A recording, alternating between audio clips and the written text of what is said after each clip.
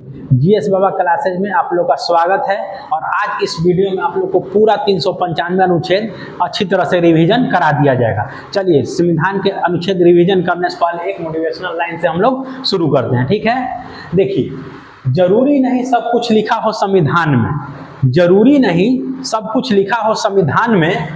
मेरे प्यारे छात्रों, अब कुछ तो रखो अपने ईमान में, ठीक। हर किसी के हित की रक्षा हो ऐसा विधान है, हर किसी के हित की रक्षा हो ऐसा विधान है, इसलिए तो सबको जोड़ कर रखता है ऐसा भारत का संविधान है, इसलिए हमारा भारत महान है।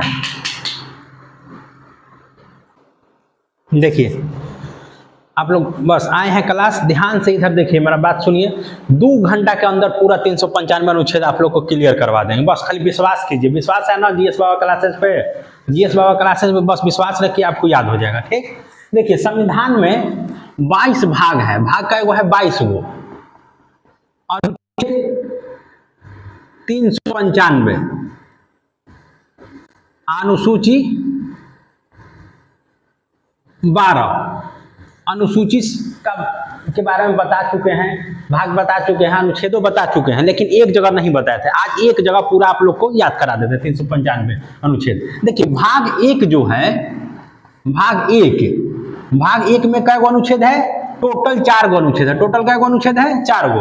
1, 2, 3 और 4। ध्यान से देखिए, भाग 1 में क्या कहा गया है? भाग 1 यानी कि किसी को शुरुआत करते हैं, एक से शुरू करते हैं, तो संविधान में किस चीज के बारे में पढ़ेंगे? देश के बारे में पढ़ेंगे ना। देश का संविधान, देश का शासन व्यवस्था कैसे चलेगा, तो देश को संविधान की भाषा में संघ कहेंगे। क्या कहते हैं? संघ। और संघ यानी देश के अंदर क्या रहता है? राज्य। तो इस भाग 1 में क्या बताएगा? संघ और उसके राज्य क्षेत्र के बारे में बताएगा, ठीक। अब इसका अनुच्छेद 1 कहता है इंडिया और भारत। इसमें क्या बताया गया? 2 गो देश का 2 गो नाम बताया गया। क्या कहा गया है? इंडिया अर्थात भारत राज्यों का एक संघ होगा। इंडिया क्या है? इंडिया का नाम भारत है, क्या है? राज्यों का एक संघ है। ये अनुच्छेद 1 बताया है। अनुच्छेद 2 और 3 में देखिए क्या फर्क है। इसमें नया राज्य का स्थापना के बारे में बात करता है। क्या बात करता है? नया राज्य का स्थापना, नया राज्य का स्थापना। अब देखिए, नया राज्य का जो स्थापना की बात कर रहा है, तो 2 और 3 देखिए, एक एग्जाम्पल हम लोग समझते हैं। मान लीजिए आप कहीं जाते हैं खाना खाने, कहीं भी गए, आपको 2 प्लेट दिया गया है, 2 लोग हैं, ठीक। और 1 प्लेट जो दिया गया, तो 1 प्लेट आपको फिक्स कर दिया गया, ठीक, आपको फिक्स कर दिया। और 1 प्लेट जो है उसमें कहा गया कि आप दोनों मिल के खाएंगे, उसमें से दोनों मिलके खा सकते हैं। तो देखिए, कहा जाएगा कि खाइए, तो आप पहले किस में से खाना शुरू करेंगे? जो प्लेट आपको फिक्स नहीं है उसमें से खाएंगे, दूसरा वाले में से खाएंगे ना। क्यों? क्योंकि जो आपका अपना है वो तो हमेशा के लिए अपना रहबे करेगा। तो वैसे ही यहाँ का अनुच्छेद 2 और 3 में वैसे ही है, यानी कि जो नया राज्य का स्थापना करेंगे, यानी कि जो भारत के क्षेत्र में नहीं है, भारत किसी जगह को कब्जा करता है या जीतता है, जैसे मान लीजिए हम लोग पाकिस्तान से लाहौर को जीत लिए, लाहौर को जीत ली, तो भारत में मिला लेंगे ना। तो मिलाएंगे तो कौन सा अनुच्छेद के तहत? 2 के तहत। लाहौर पहले से भारत में नहीं ना था, लेकिन अपने ही राज्य में, अपने ही देश के अंदर कोई राज्य को मान लें कि अलग करके नाम बनाते हैं, जैसे बिहार से झारखंड अलग करके बनाए, तो कौन सा अनुच्छेद के तहत? 3 के तहत। यानी कि अपने देश के अंदर अगर नया राज्य का स्थापना करना हो जो पहले से देश का हिस्सा हो, तो अनुच्छेद 3। लेकिन दूसरा देश से छीनेंगे तो वो क्या हो जाएगा? 2। क्लियर है? यानी कि पहले दूसरा वाला खाते हैं ना, प्लेट या थाली में मिलेगा, पहले दूसरा वाला खाइएगा फिर अपना। क्लियर? तो वही चीज है 2 और 3। अनुच्छेद 2 में कहा गया है कि नए राज्यों का प्रवेश, नए राज्यों का प्रवेश भारत में कैसे मिलाएंगे। अनुच्छेद 3 में क्या कहा गया कि नाम बदल दीजिए, सीमा बदल दीजिए, जगह बदल दीजिए, ये सब बदलने का, या किसी 2 छोटा राज्य को मिला के एक बड़ा राज्य बना दीजिए। ये किस में कहा गया है? अनुच्छेद 3 में कहा गया है। क्लियर? अब देखिए, अनुच्छेद 4 में क्या कहा गया है? तो अनुच्छेद 2 और 3 में जो संशोधन होगा साधारण बहुमत से होगा। किससे होगा? साधारण बहुमत से होगा। या अनुसूची 1 और 4 में जो संशोधन होगा वो भी साधारण बहुमत से होगा। ये बात किस में कहा गया? अनुच्छेद 4 में। अनुच्छेद 4 में 2 बार, एक तो अनुच्छेद 2 और 3 में संशोधन करेंगे साधारण बहुमत से, दूसरा अनुसूची 1 और 4 में संशोधन करेंगे साधारण बहुमत से। ये बात किस में कहा गया? अनुच्छेद 4 में। तो अनुच्छेद 1 से 4 तक क्लियर। अब एक सवाल का आंसर आप लोग दीजिए, ठीक है। जो लोग मान लीजिए वीडियो देखेंगे इस वीडियो को, तो वो कमेंट में इसका आंसर देंगे और आप लोग अपना कॉपी पर लिख के आंसर देंगे, ठीक। देखिए, आप बताइए कि कोई ऐसा क्षेत्र जैसे मान लीजिए जो भारत के हिस्सा नहीं है उसको भारत में मिलाएंगे तो किस अनुच्छेद के तहत, अनुच्छेद 1, 2, 3, 4। इसको जो वीडियो देखेंगे वो कमेंट में रिप्लाई करेंगे और आप लोग अपना कॉपी पर लिखिए, बाद में कई बार आप लोग से चेक कर लेंगे। क्लियर? चलिए भाग 1 क्लियर। अब आते हैं भाग 2। कितना में आते हैं? भाग 2 में। तो देखिए भाग 2 में कितना अनुच्छेद है?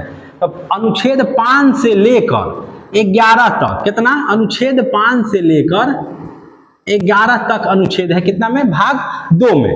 देखिए अनुच्छेद 5, 6, 7, 8, 9, 10, 11 कुछ नहीं, एकदम बहुत इजी है। 5 क्या कहता है? देखिए भाग 2 में पहले ही जान लीजिए है का नागरिकता के बारे में है। किसके बारे में है? नागरिकता के। जैसे भाग 1 में क्या था? संघ और उसके राज्य क्षेत्र के बारे में था। भाग 2 में क्या है?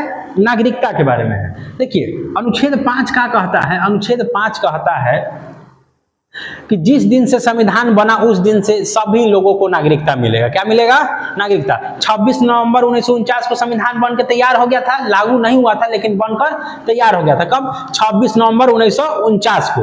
तो 26 नवंबर 1949 को संविधान बन के तैयार हो गया था, उसी दिन से आपका नागरिकता शुरू हो जाता है। ये अनुच्छेद 5 कहता है। अब अनुच्छेद 6 व 7 में देखिए 6 व 7 में क्या है? 6 कहता है जो लोग पाकिस्तान से भारत चल के वापस हैं उनके नागरिकता के बारे में अनुच्छेद 6 कह रहा है। अनुच्छेद 7 कह रहा है कि जो लोग भारत से पाकिस्तान चले गए, भारत से कहाँ चले गए? पाकिस्तान, फिर उनको लगा कि नहीं पाकिस्तान अच्छा नहीं है, हमारे लिए भारत अच्छा है, फिर वापस पाकिस्तान से कहाँ गए? भारत, तो उनकी नागरिकता 7 में। क्लियर? देखिए जो पहले डायरेक्ट पाकिस्तान से भारत आए वो 6 में, 7 में क्या? जो भारत से पाकिस्तान गए फिर वापस पाकिस्तान से भारत आए वो कितना में? 7 में। ऐसे लोगों की नागरिकता। ये सब क्या बता रहा है? 5 से 11 तक नागरिकता के बारे में ही बता रहा है। क्लियर? अब देखिए इन दोनों में एक शर्त रखा है 6 व 7 में कि देखिए जो पाकिस्तान से भारत आए ये अनुच्छेद 6 कह रहा है वैसे लोगों की नागरिकता। 7 में क्या कह रहा है? जो भारत से पाकिस्तान गए, पाकिस्तान से वापस भारत आए उनकी नागरिकता के बारे में बात कर रहा है। और इसमें एक शर्त रख दिया गया कि 18 जुलाई कितना? 19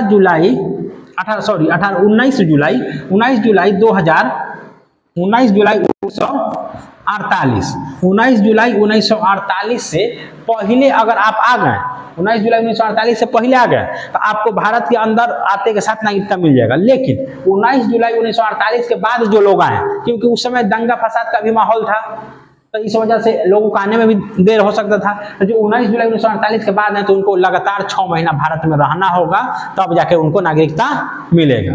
क्लियर? तो 6 व 7 क्लियर। 5 क्लियर। 5 में क्या है? जिस दिन से नागरिकता मिलेगा। किस दिन से मिलेगा? तो उस दिन से जिस दिन संविधान बन के तैयार हो गया। अब आते हैं 8, 9। तो देखिए 8 में भारतीय मूल के लोगों की नागरिकता। ठीक? 6, 7 कहाँ था? पाकिस्तान से भारत, फिर भारत पाकिस्तान, पाकिस्तान से भारत। 8 में क्या? भारतीय मूल के लोगों की नागरिकता, यानी कि जो लोग भारत के, जिनके पूर्वज भारत के थे और वो आज के डेट में ब्रिटेन में है, अमेरिका में है, जहां तहां। जैसे ऋषि सुनक कहाँ के हैं? ब्रिटेन के प्रधानमंत्री हैं। उनके पूर्वज कहाँ के थे? भारत के ही थे ना। तो जो भारत के लोग हैं, जैसे आज वो भारत के नहीं है लेकिन उनके पूर्वज किसी समय में भारत के थे, तो वैसे लोगों की नागरिकता के बारे में किस में? 8 में। 8 में भारतीय मूल के लोगों की नागरिकता। इसी में कहा गया है कि अगर आप विदेश जाते हैं तो उससे आपका नागरिकता समाप्त नहीं होगा, और लेकिन लगातार 7 साल तक बिना भारत सरकार को कोई इन्फॉर्म किए हुए आप रह जाएंगे विदेश में तो आपका नागरिकता समाप्त हो जाएगा। यानी कि 7 साल से ज्यादा रहने के लिए भारत सरकार को आपको रिपोर्ट करना होगा। ये कौन हो गया? अनुच्छेद 8। अनुच्छेद 8 में क्या हो गया कि भारतीय मूल के लोगों की नागरिकता जो दुनिया के अलग अलग देश में रह रहे हैं, Britain, America, France, Germany, Japan, कहीं भी रह रहे हैं। अब देखिए 9 में स्वेच्छा से नागरिकता का त्याग। क्या है? स्वेच्छा से नागरिकता का त्याग। मान लीजिए आपको भारत का नागरिकता छोड़ना है तो आप स्वेच्छा से छोड़ सकते हैं। इसमें आपको कोई जबरदस्ती नहीं किया जाएगा कि आप भारत का नागरिक रहिए। या इसी 9 में ही कहा गया है अगर आप दूसरे देश का नागरिकता ले लेते हैं तो भी आपका नागरिकता समाप्त हो जाएगा। क्लियर? दूसरे देश का अगर आप नागरिकता ले लेंगे तो आपका नागरिकता समाप्त हो जाएगा। जैसे अपने यहाँ के बहुत मशहूर film star Akshay Kumar Canada का नागरिकता ले लिए थे तो उनका भारत का नागरिकता समाप्त हो गया था ना। अभी कुछ दिन पहले फिर वापस से भारत का नागरिकता लिए हैं क्योंकि वो अपना ट्विटर पे डाले थे, है ना। तो ये 9 में क्या कह रहा है कि आप स्वेच्छा से अपना नागरिकता छोड़ सकते हैं या दूसरे देश की नागरिकता ग्रहण करेंगे तो आपका नागरिकता अपने आप समाप्त हो जाएगा। अब आते हैं 10 और 11। 10 में क्या है, नागरिकता का निरंतरता। क्या? निरंतरता। किसका? नागरिकता का। यानी कि आपका जो नागरिकता है ये लगातार बना रहेगा, इसको कोई छीनेगा नहीं। इसको छीनने के लिए क्या होगा, सबके लिए एक ही नियम होना चाहिए। ये नहीं कि मनमाने ढंग से आपका कोई नागरिकता छीन ले। इससे कौन बचाता है? अनुच्छेद 10 बचाता है ना। अगर ये मान लीजिए मनमाना ढंग को नहीं रोकता तो मान लीजिए जिस पार्टी का वोट नहीं दीजिए वो तुरंत छीन लेगा, फिर अगली बार दूसरा सरकार आएगा वो दूसरा का छीनेगा, फिर आपको देगा, इसी तरह होते रहेगा, है ना। तो यहाँ पे मनमाने ढंग से आपका कोई नागरिकता छीन नहीं सकता है। ठीक है, नागरिकता का निरंतरता, नागरिकता का बना रहना अनुच्छेद 10 में। अनुच्छेद 11 कहता है कि नागरिकता संबंधित जो भी कानून होगा कौन बनाएगा? संसद बनाएगा। नागरिकता संबंधित कानून कौन बनाएगा? संसद बनाएगा। क्लियर? इसमें कोर्ट कुछ नहीं करेगा नागरिकता संबंधित कानून के लिए। कानून कौन बनाएगा? संसद बनाएगा। तो 5 से 11 तक क्लियर हो गया। ये कितना था? भाग 2 क्लियर। भाग 1 भाग 2 क्लियर। अब आगे बताते हैं भाग 3। अब क्या? अब भाग 3 पहले इसको मिटा लेते हैं फिर आगे समझाते हैं आपको भाग 3।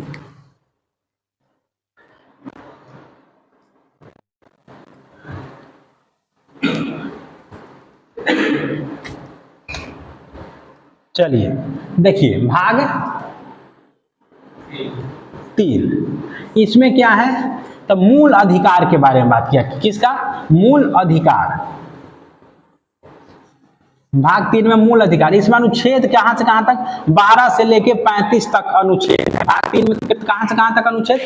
12 से लेकर 35 तक अनुच्छेद है भाग 3 में। अब यहाँ ध्यान दीजिएगा, अनुच्छेद कितना? 12 से 35 तक है ना। तो देखिए 12 में देखते हैं क्या है, 13, 14, 15, 16, 17, 18। अनुच्छेद 12 में कहा गया है राज्य की परिभाषा बताया गया। अनुच्छेद 12 में क्या बताया गया है? राज्य की परिभाषा। अनुच्छेद 13 में न्यायिक पुनर्विलोकन, यानी कि अगर कोई कानून संसद बनाती है तो उसका जांच कौन करेगा? न्यायालय करेगा। ठीक है, हालांकि संविधान में कहीं ये शब्द नहीं लिखा है न्यायिक पुनर्विलोकन। संविधान में क्या है? अनुच्छेद 13 में लिखा गया कि जहां तक कोई भी नियम या अधिनियम इन अधिकारों को सीमित करता है, यानी कि मूल अधिकारों को सीमित करता है, उसको वहां तक शून्य मान लिया जाएगा। क्या मान लिया जाएगा? शून्य। इसी आधार पर न्यायालय क्या निकाल लिया? अपना न्यायिक पुनर्विलोकन की शक्ति अपना निकाल लिया। ठीक, यानी कि कोई भी नियम संसद बनाती है तो उसका जांच करता है ना न्यायालय। अगर गलत रहेगा, संविधान के भावना के विरुद्ध रहेगा तो उसको रद्द कर देगी। ठीक, 13 के बाद क्या है? 14 में समता का अधिकार है। क्या है? समता का अधिकार।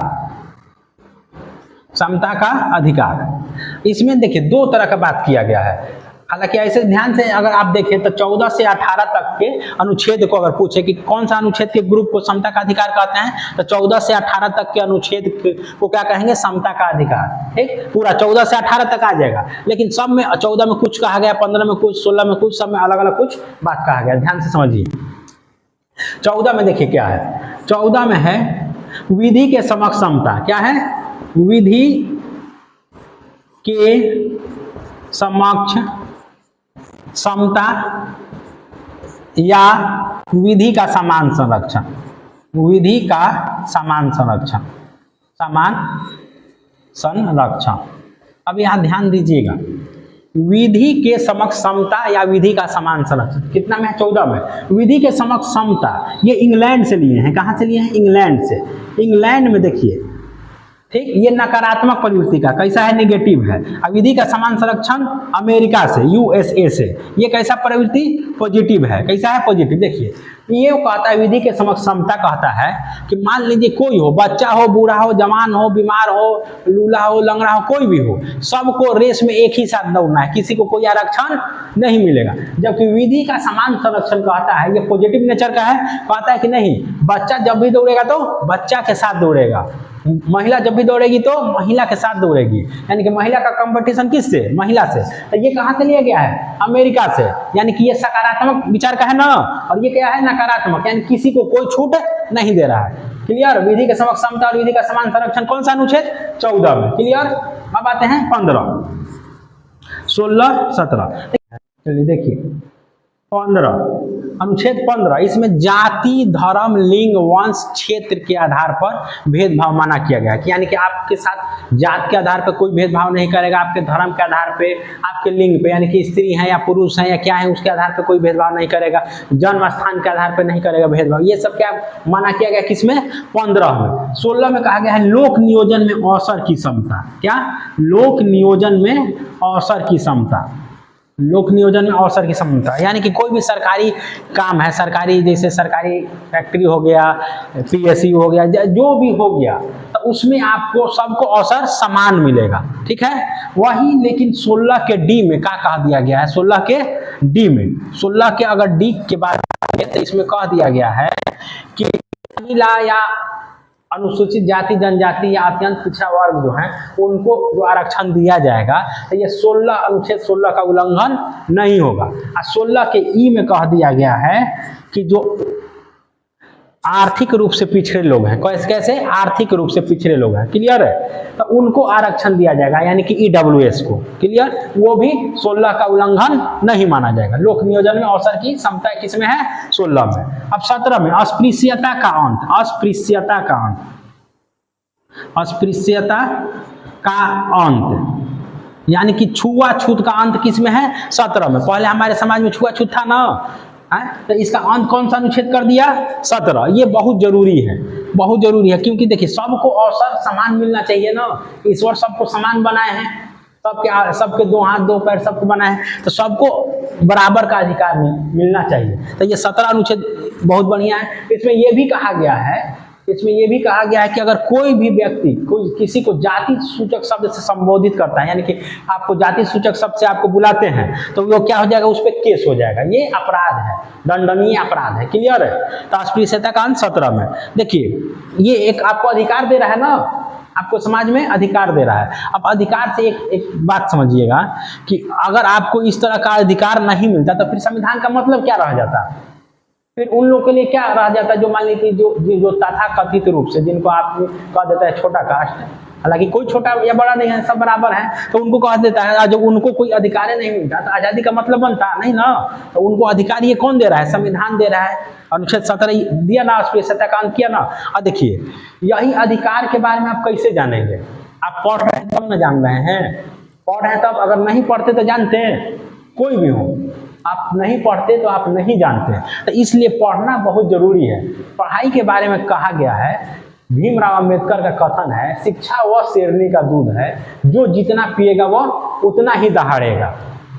समझे? अगर आप शिक्षित हैं, आप किसी भी कास्ट से हो, आप गरीब हैं अमीर हो, उससे मतलब नहीं, आपको कोई दबा नहीं सकता है। आपके अंदर इतना सामर्थ्य होगा ना, इतना सामर्थ्य होगा कि आप किसी से भी मतलब कि टक्कर ले सकते हैं। पैसा अलग चीज है, शिक्षा आपका विकास करता है, शिक्षा आपका विकास करता है। आप शिक्षित हैं तो कितनों धनवान भी होगा तो उसको भी जरूरत पड़ेगा कि 1-2-4 शिक्षित लोग मेरे साथ रहें। बदमाश भी है तो उसको भी जरूरत है, पढ़ा लिखा है तो उसको भी जरूरत है, सबको। तो शिक्षा सबके लिए जरूरी है।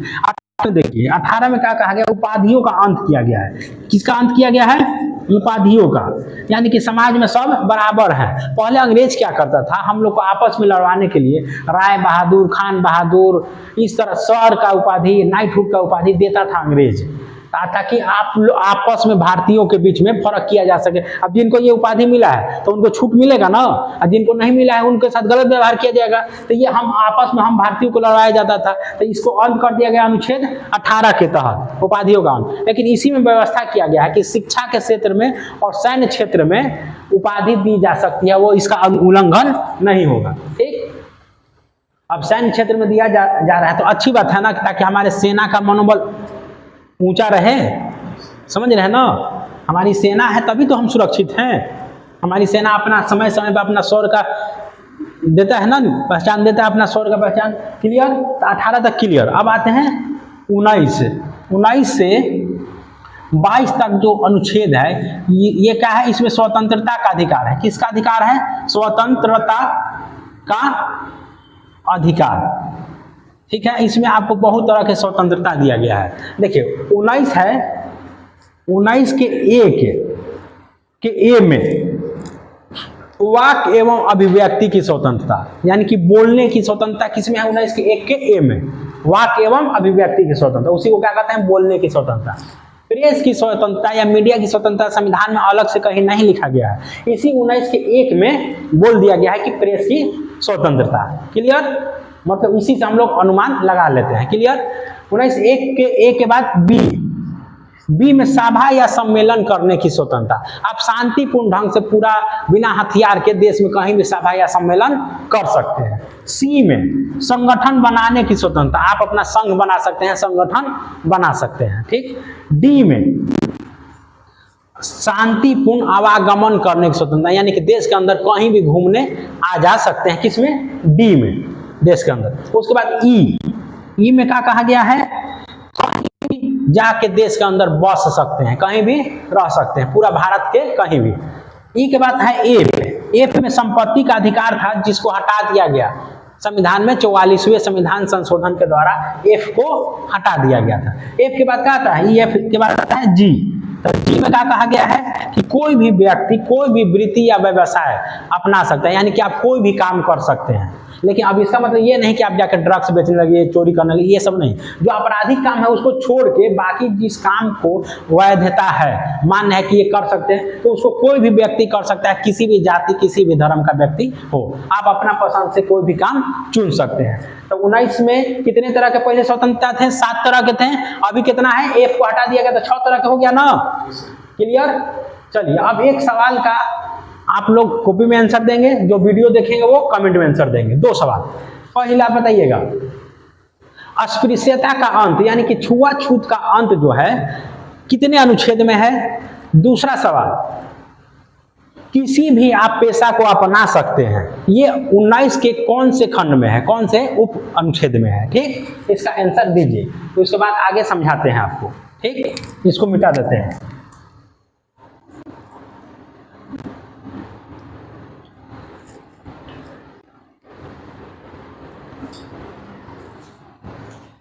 चलिए देखिए, 19 हो गया। 19 के बाद 20, 21, 22 तक किया ना स्वतंत्रता का अधिकार। 19, 20, 21, 22।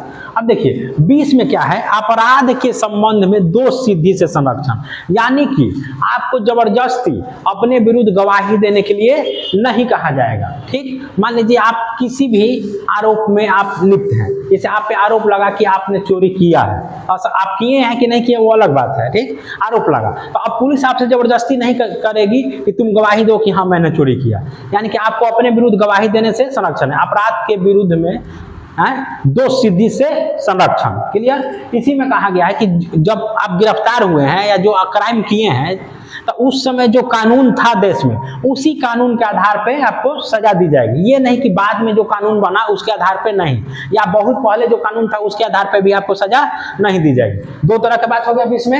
एक और ये है कि एक जुर्म के लिए आपको एक ही बार सजा मिलेगा, यानी कि 20 में कितने तरह के, 3 तरह की बात किया गया ना। अपराध के संबंध में दोष सिद्धि से संरक्षण, इसके कितने मायने निकले, 3। एक, आप जो अपराध करेंगे उस समय जो कानून होगा वही सजा, एक अपराध के लिए एक बार सजा। ठीक, यही ना। आपको अपने विरुद्ध गवाही देने के लिए बाध्य नहीं किया जाएगा, मजबूर नहीं किया जाएगा। अब 20 के बाद क्या है, 21 में प्राण एवं दैहिक स्वतंत्रता। क्या है, प्राण एवं दैहिक स्वतंत्रता। अब यहां ध्यान दीजिएगा, 21 में क्या कहा गया, प्राण एवं दैहिक स्वतंत्रता, यानी कि कोई भी व्यक्ति हो, ठीक, सबको अपना सम्मान पूर्वक जीवन जीने का अधिकार है। इसी में कहा गया कि सम्मान पूर्वक जीवन जीने का अधिकार है, अपने शरीर को स्वस्थ बनाए रखने का अधिकार है, यानी कि स्वच्छ वातावरण में जीने का अधिकार। ठीक, आपको अपना स्वास्थ्य अपना जो शरीर है उसको बनाए रखने का अधिकार, यानी कि हॉस्पिटल का सुविधा, अच्छा वातावरण का सुविधा, ये सब आपको होने का। आपको विदेश जाने का अधिकार, ये सब किस में है, 21 में। आपको गरिमापूर्ण जीवन जीने का अधिकार, ये नहीं कि गांव में कोई मार मार के दबा रहा है, तो ऐसा जीवन नहीं। आपको गरिमापूर्ण जीवन जीने का, अगर आपके साथ कोई अन्याय कर रहा है तो आप उसके विरुद्ध केस कर सकते हैं। ठीक है, गरिमापूर्ण जीवन जीने का अधिकार, साथ में गरिमापूर्ण तरीके से आपको मरने का अधिकार है। इसका अर्थ ये हुआ कि आप आत्महत्या नहीं कर सकते हैं। अगर आत्महत्या करेंगे तो क्या होगा, आपको सजा हो जाएगा। अगर बच जाएंगे तो, मर गए तो अलग बात है। अगर बच गए तो आपको क्या हो जाएगा, सजा होगा। क्यों? क्योंकि आप आत्महत्या नहीं कर सकते। आपका मृत्यु कैसा होना चाहिए, गरिमापूर्ण होना चाहिए। आत्महत्या कौन करता है, जो कायर होता है वो करता है। अरे क्या हुआ, मान लीजिए आत्महत्या कब करते हैं, आप जब निराश हो जाते हैं या कोई भी संकट फंसते हैं तब ना। क्या जरूरत है निराश होने के लिए, आप निराश होए, आप हार रहे हैं, आप हार रहे हैं तो हार रहे हैं तो आप जीतेंगे भी तो कभी ना कभी। एक बार कोशिश तो कीजिए। जीत का मजा तभी है जब पहले आप हार चुके हो। हमेशा जीत देखते देखते, कोई भी इंसान हो, आप हो हम हो, हमेशा जीतने वाला इंसान को जीत का महत्व रह जाएगा। लेकिन लाइफ में जब बहुत बार हारे हो और उसके बाद देखिए जीत का मजा, वो मजा अलग होता है। आप कई बार प्रयास कर रहे हैं, मान लीजिए बिहार दरोगा के लिए आप लोग तैयारी कर रहे हैं, 2 बार छठे, 3 बार छठे, पूरा डिप्रेशन में है, घर वाला भी बोल रहा है, गांव वाला भी बोल रहा है ना, सब बोल रहे हैं। अब घर वाले गांव वाले बोल रहे हैं तो ये तो सबसे बड़ा चीज है कि आप इन लोगों का समझ आपके दिमाग में आ गया कि ये लोग कैसे हैं, मतलब मेरे बुरे परिस्थिति में ये लोग मेरा साथ नहीं देंगे, उनका औकात आपको पता चल गया। अब आप दरोगा बनेंगे तो आप अपना औकात दिखा देंगे उनको। लेकिन वही पहली ही बार में अगर बन जाएंगे तो कहाँ जानेंगे कि कौन बदमाश है, कौन दुश्मन है, कौन अपना है? तो दूसरों को, मतलब अपने दुश्मनों को जानने के लिए असफल होना भी जरूरी है। असफलता ही सफलता का महत्व बताता है, समझे? हाँ, तो इसलिए कभी भी निराश ना हो, आत्महत्या करना ये सब तो कभी सोचना ही नहीं है। मान लीजिए, देखिए सबसे बड़ा चीज है कि हम मैदान में उतर गए हैं तो देखिए हम क्या करेंगे, युद्ध लड़ेंगे, या तो जीतेंगे और नहीं तो सीखेंगे। हम लोग हारते थोड़े हैं, हम लोग मिडिल फैमिली के लोग हैं, हम लोग सीखते हैं। समझे बात को? हम लोग बस होने के लिए क्या है, अभी कौन सा हम लोग अंबानी है, कुछ नहीं ना, आप ही बताइए, अंबानी है हम लोग? नहीं, कुछ नहीं है अपने पास। मान लीजिए एग्जाम नहीं भी निकला, क्या मतलब बनता है, अगला बार निकलेगा। सीखे ना कि इस कारण से छट गए, अगला बार में निकाल लेंगे, समझे? तो यही है, हम लोग जिस तबके के लोग हैं, हम लोग सीखते हैं या जीतते हैं, हारते नहीं है। क्लियर? चलिए आगे बढ़ते हैं। 21 के बाद क्या, 22 में क्या कहा गया है, 22 में बताइए। 21 के बाद 22 बोलिए। सब याद करवा चुके हैं, पढ़ा चुके हैं, आप लोग को सब पढ़ा चुके हैं। आज तो रिवीजन करा रहे हैं ना, रिवीजन करा रहे हैं, इसी वजह से ये वीडियो भी डाल रहे हैं कि रिवीजन आप लोग का भी हो जाएगा, जो बाकी जो दूसरे लड़के भी देखेंगे उनका भी रिवीजन हो जाएगा। 22 में बताइए क्या कहा गया है।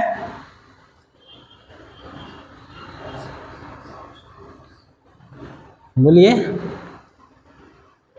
नहीं, सोचिए।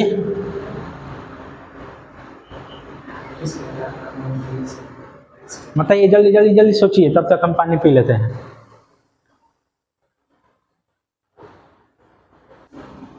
चलिए, तो 22 क्लियर। तो 22 बता दिए आप, लेकिन टाइम लिए आप लोग बताने में। ठीक, क्या बताएं? अपराध के संबंध में निरुद्धि से संरक्षण। किससे संरक्षण? निरुद्धि से। यहाँ ध्यान दीजिएगा, निरुद्धि का अर्थ क्या होता है।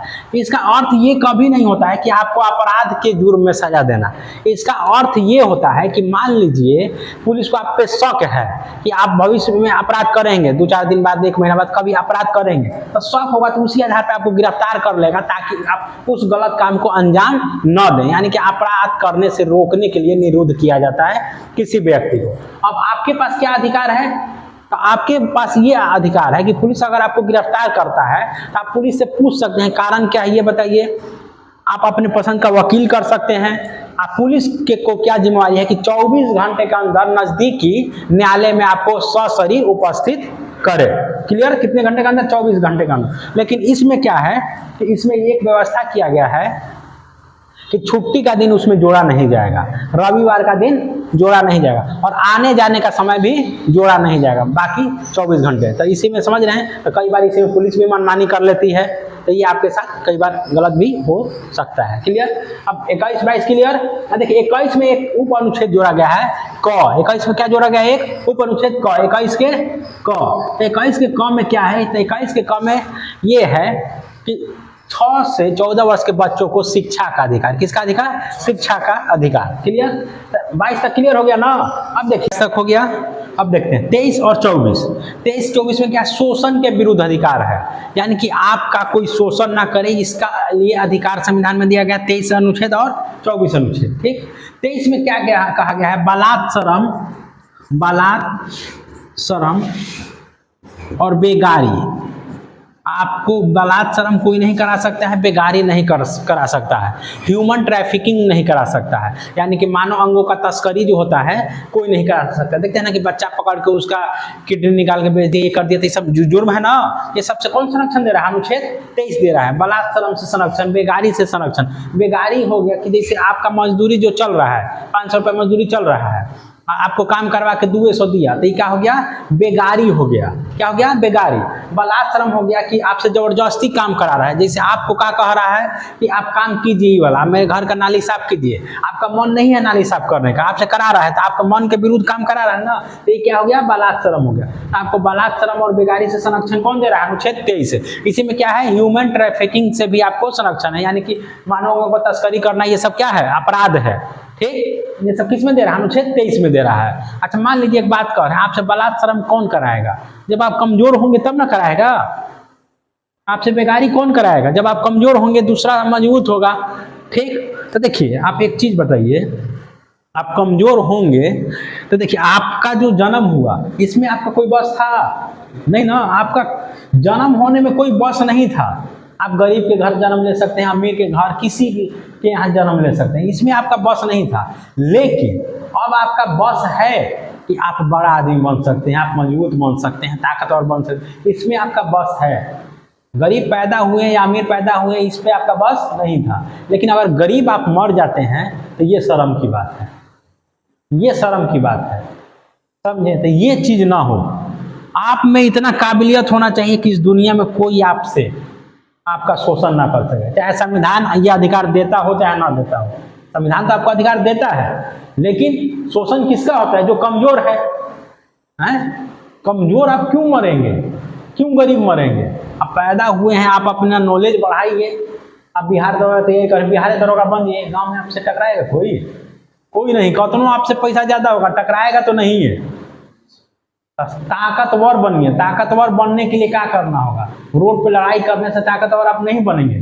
शिक्षा ग्रहण कीजिए, शिक्षा लीजिएगा, एक पोजीशन मिलेगा, आप कोई ना कोई बड़ा पोस्ट लेंगे, आप ताकतवर बनेंगे। ताकतवर बनेंगे तो अपना अधिकार को भी बचा के रखेंगे, और दूसरे के साथ भी जुल्म होगा तो उसको भी बचाएंगे। कमजोर आदमी किसी का मदद नहीं करता, ताकतवर इंसान दूसरों का मदद करता। आप चाहते हैं कि समाज का सेवा कर सकें तो ताकतवर बनिए। ताकतवर रहेंगे तभी समाज का सेवा करेंगे। आप कमजोर रहेंगे, क्या कोई कहीं जुल्म रोक सकते हैं? नहीं ना। आप कहीं दरोगा हैं, कोई किसी पर जुल्म कर रहा है, आप रोक सकते हैं। आप DYSP हैं, आप रोक सकते हैं जुल्म करने से किसी को। इसलिए ताकतवर बनिए, समझें? चलिए आते हैं 24 में क्या है? तो 24 में कहा गया है कि 14 साल से कम उम्र के बच्चा, कितना? 14 साल से कम उम्र का बच्चा क्या करेगा? उसको खतरनाक कारखाना में काम करने से रोका गया। खतरनाक कारखाना है, उसमें क्या किया गया है? काम करने से रोका गया है, वो काम नहीं करेगा। जैसे सीमेंट उद्योग हो गया, पटाखा फैक्ट्री हो गया, उर्वरक उद्योग हो गया, इन सब में वो काम नहीं करेगा। क्यों? क्योंकि उसके जान का खतरा है। ठीक।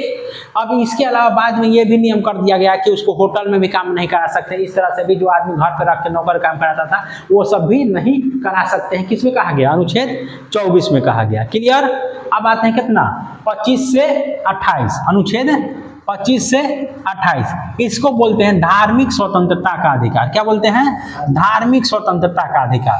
देखिए, धार्मिक स्वतंत्रता का अधिकार कितना में? 25 से 28, 25, 26, 27 और 28। ध्यान दीजिएगा, 25 में व्यक्तिगत धार्मिक स्वतंत्रता है। 25 में क्या है? व्यक्तिगत धार्मिक स्वतंत्रता। 26 में सामूहिक धार्मिक स्वतंत्रता है। ठीक। 26 में क्या है? सामूहिक धार्मिक। 25 में व्यक्तिगत, 26 में सामूहिक। और 27 में क्या है कि आपको टैक्स से छूट मिलेगा। आप अपना जो इनकम है उसका एक बहुत बड़ा भाग धर्म के नाम पे खर्चा करते हैं तो आपको टैक्स नहीं लिया जाएगा, आपसे जबरन टैक्स नहीं वसूला जाएगा। और 28 में क्या कहा गया है कि स्कूलों में, जो भी सरकारी स्कूल है या कोई ऐसा स्कूल या विद्यालय, कॉलेज, यूनिवर्सिटी जिसमें सरकार का पैसा लगता हो, तो उसमें धार्मिक शिक्षा नहीं दिया जाएगा। तो धर्म का स्वतंत्रता कहाँ? 25 से 28। 25 में व्यक्तिगत धार्मिक स्वतंत्रता, 26 में सामूहिक, 27 में आपको टैक्स से बचाएगा, आप धर्म के नाम पे खर्चा कर रहे हैं, तो 28 में स्कूल में धार्मिक शिक्षा नहीं दिया जाएगा। क्लियर? अभी से व्यक्तिगत स्वतंत्रता है धर्म, जैसे संविधान में कहा गया है कि किसी भी धर्म को आप अंतःकरण से मान सकते हैं, उसका प्रचार कर सकते हैं अबाध रूप से, कोई आपको रोकेगा नहीं। ठीक? अब जैसे मान लीजिए कि कोई लालच दे के आपको कह रहा है कि इस धर्म को अपना लीजिए, उस धर्म को अपना लीजिए, तो ये मन का अंतःकरण नहीं ना हुआ, अंतरात्मा का आवाज नहीं ना हुआ।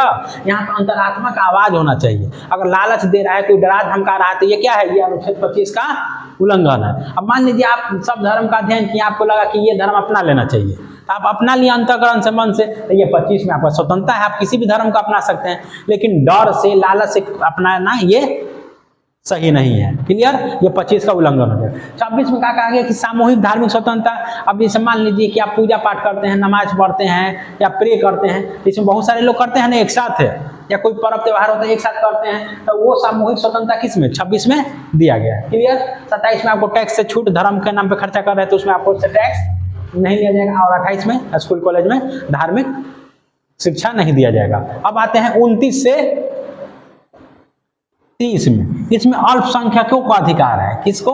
अल्पसंख्यकों को। अल्पसंख्यक कौन है? देखिए, अल्पसंख्यक वो हैं जिनका आबादी भाषाई रूप से कम है या धार्मिक रूप से आबादी जिनका कम है, वो क्या कहलाते हैं?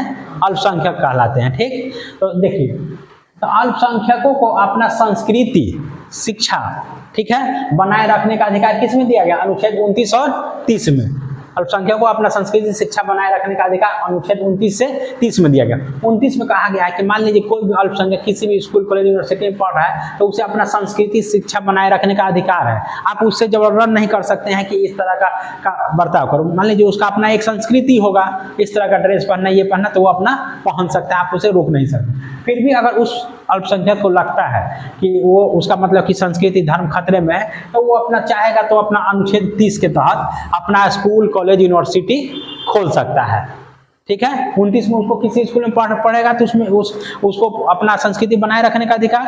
30 में कहा है कि वो खुद ही अपना स्कूल, कॉलेज, यूनिवर्सिटी खोल सकता है और सरकार उसको मतलब कि जो डोनेशन देगा तो उसमें भेदभाव नहीं करेगा, जैसे दूसरे कॉलेज, यूनिवर्सिटी को देता है वैसे भी उसको भी देगा, इसमें कोई भेदभाव नहीं करेगा। तो 29-30 क्लियर है। अब आते हैं कितना? 31 में पैतृक संपत्ति है, जिसको संविधान संशोधन द्वारा रद्द कर दिया गया। 44वां संविधान संशोधन कैसे 19 के F रद्द हुआ था, वही चीज है संपत्ति का अधिकार, ये भी संपत्ति का अधिकार है। 31 के बाद क्या है? 32 में है संवैधानिक उपचारों का अधिकार। किसका अधिकार? संवैधानिक उपचारों का अधिकार। ठीक? इसे भीमराव अंबेडकर अनुच्छेद 32 को संविधान की आत्मा कहते हैं। क्या कहते हैं? संविधान की आत्मा कहते हैं। क्लियर? 32 को। अब देखिए, इसमें सुप्रीम कोर्ट 5 तरह का रिट जारी कर सकता है। सुप्रीम कोर्ट कितने तरह का रिट जारी कर सकता है? 5 तरह का रिट जारी कर सकता है। किस अनुच्छेद के तहत? अनुच्छेद 32 के तहत। क्लियर? अब देखिए, 5 तरह का जो रिट जारी करेगा, तो मान लीजिए उस रिट का नाम लिख ही देते हैं। ठीक?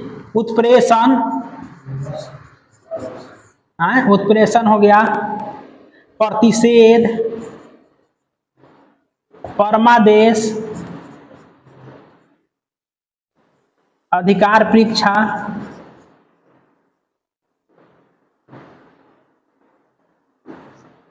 अधिकार परीक्षा। ठीक?